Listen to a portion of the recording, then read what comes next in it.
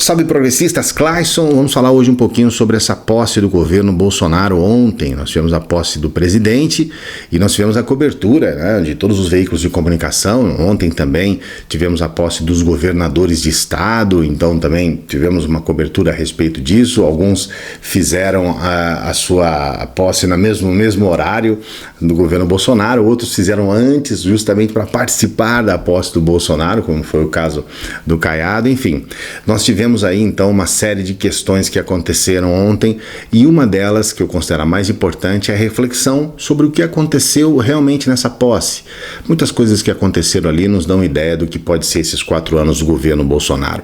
A primeira e mais gritante de todas, e a que nos preocupa bastante, nos traz aqui uma reflexão muito importante, é o comportamento do Bolsonaro em relação à imprensa. Ele permitiu que a imprensa fosse maltratada, e me parece que isso foi um ato que não foi deliberado, me parece que foi inclusive proposital. Deixaram os caras 14 horas sem ter acesso à água, sem ter acesso a banheiro, proibiram que os caras entrassem com maçã, na possibilidade dos caras jogarem a maçã no Bolsonaro, em quem quer que seja, avisaram os caras que estariam sob a mira, então poderiam ser alvejados a qualquer momento, com movimentos bruscos. A verdade é que muitos jornalistas internacionais abandonaram a cobertura logo pela metade, justamente pelas condições insalubres ali de trabalho, e logicamente os jornalistas brasileiros, até por uma responsabilidade com os órgãos de comunicação e com o seu público, com a população, ficaram lá às 14 horas a fio trazendo as informações sobre o que aconteceu.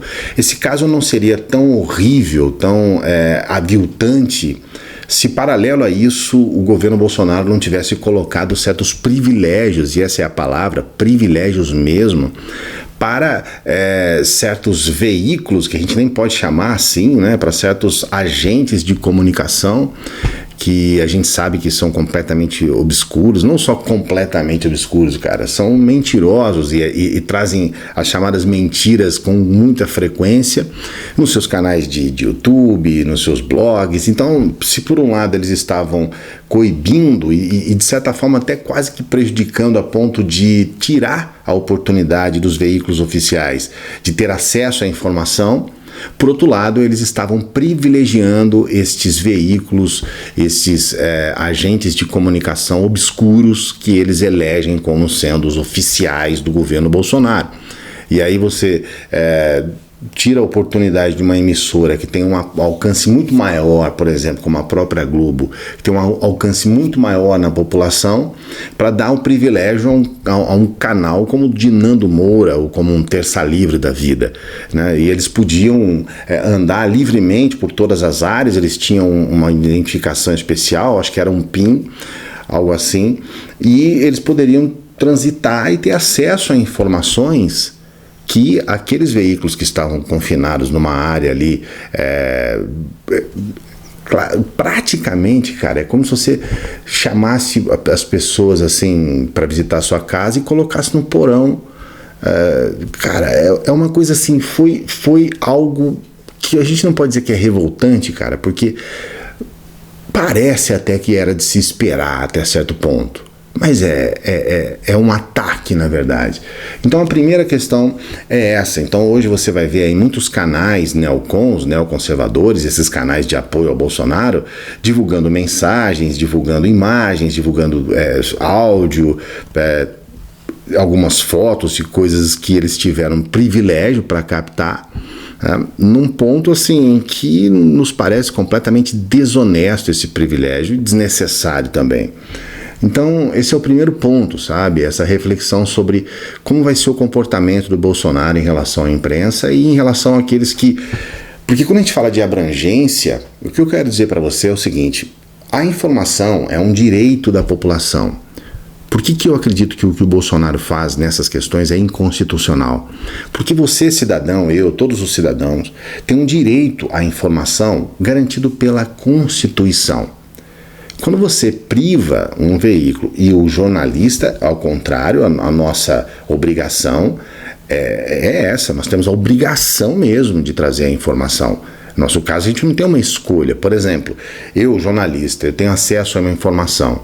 E se em algum momento eu fui, por exemplo, omisso, eu não trouxe essa informação à população, eu posso sofrer sanções como jornalista, certo? Porque eu tenho a obrigação de informar. Então, o que acontece? As pessoas não têm uma noção muito bem do que acontece nessa realidade. E aí, de certa forma, o próprio Bolsonaro, ele está proporcionando àqueles veículos e, de certa forma, às pessoas que têm acesso a esses veículos, uma forma de privá-los da informação. E nessa afronta, ele ainda coloca outros para serem privilegiados.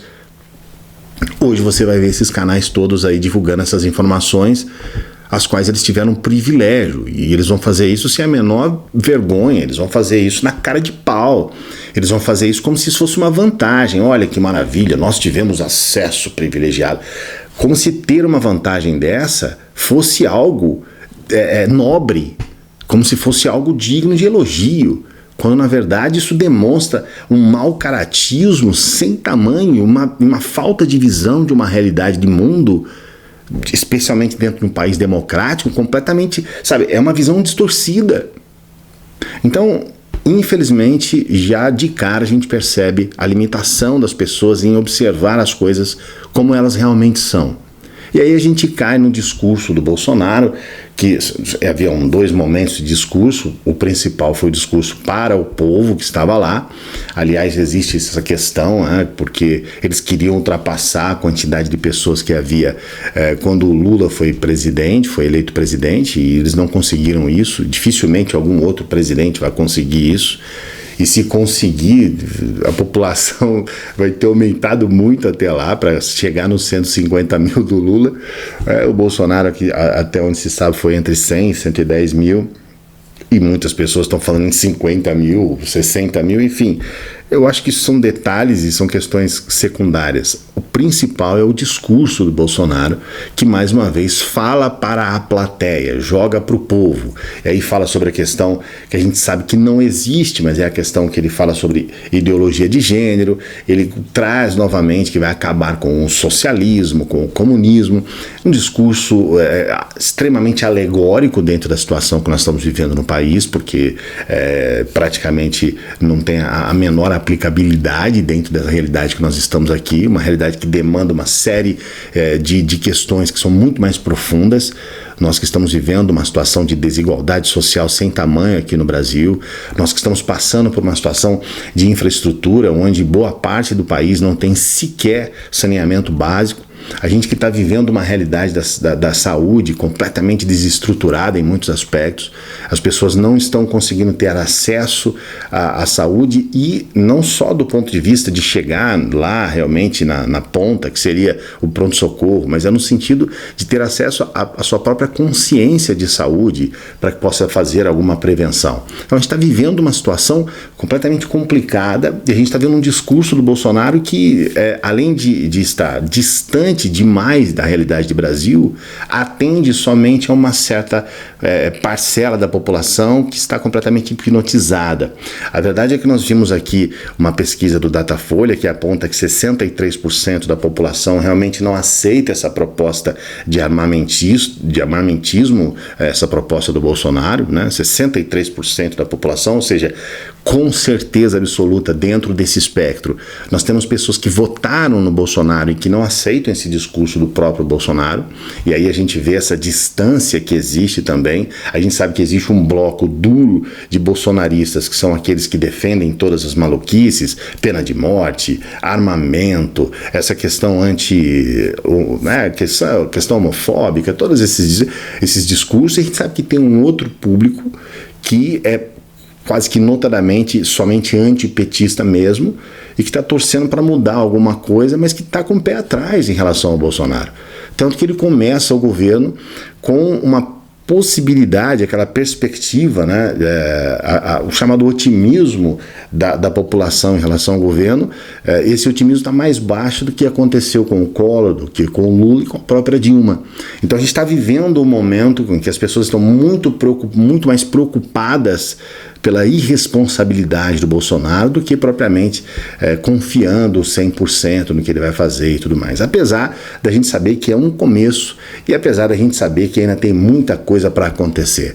Só que é um começo que a gente percebe que já começou muito mal demais. A gente está aqui para acompanhar e trazer para você todos os detalhes nesses próximos 4 anos aí para diante. Para isso a gente peça para que você dê o seu joinha aqui no vídeo e se inscreva no canal, tá bom? A gente se encontra na próxima.